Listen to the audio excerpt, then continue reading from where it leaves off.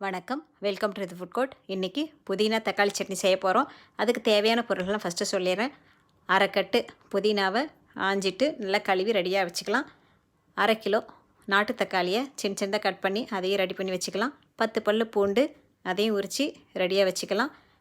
இந்த சட்னி ரொம்ப டேஸ்ட்டாக இருக்கும். இது செய்கிறதும் ரொம்ப ஈஸி தான். இந்த சட்னி சாதத்தோடு சாப்பிட்றதுக்கு நல்லாயிருக்கும். இட்லி தோசைக்கும் நல்ல காம்பினேஷனாக இருக்கும். இது எப்படி செய்யலான்னு பார்க்கலாமா?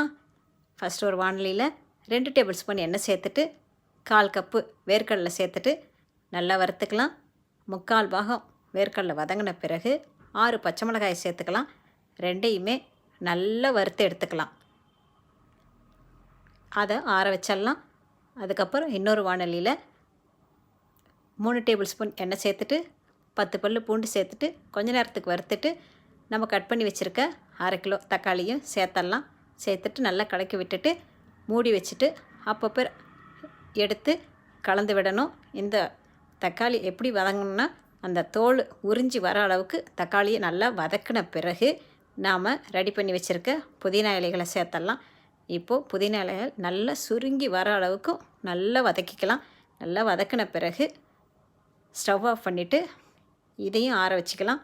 இப்போது ஒரு மிக்ஸி ஜாரில் நம்ம வறுத்து வச்சுருக்க வேர்க்கடலையும் பச்சை மிளகாயும் அதுக்கப்புறம் ஒரு சின்ன எலுமிச்சம் சைஸு புளி ஊற வச்சுருக்கோம், அதையும் சேர்த்துட்டு அதை ஃபஸ்ட்டு அரைச்சிட்டு அதுக்கப்புறம் நம்ம வதக்கின தக்காளி புதினா விழுதையும் சேர்த்துட்டு தேவையான அளவு உப்பு சேர்த்துட்டு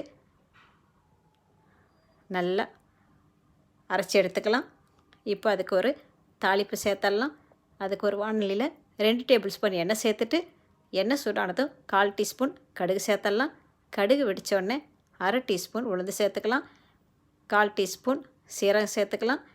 1/4 டீஸ்பூன் மஞ்சள்தூள் சேர்த்துட்டு ஒரு முறை கலந்து விட்டுட்டு நாம் அரைச்ச விழுதையும் சேர்த்துட்டு நல்லா ஒரு முறை கலந்து விட்டுட்டு ஸ்டவ் ஆஃப் பண்ணிடலாம். அவ்வளவுதான், நம்ம புதினா தக்காளி சட்னி ரெடி ஆயிடுச்சு. இந்த சட்னி ரொம்ப டேஸ்ட்டாக இருக்கும்.